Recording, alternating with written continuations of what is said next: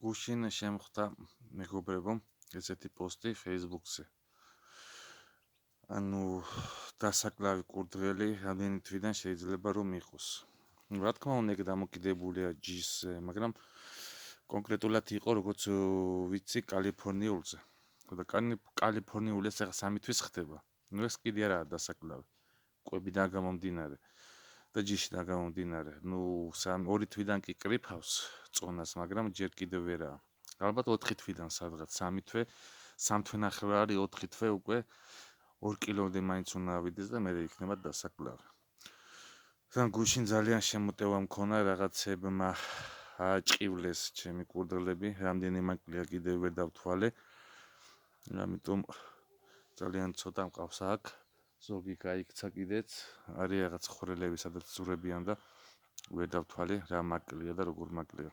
გვერდის არა და არხის გამოწერა და გავწყვეთ.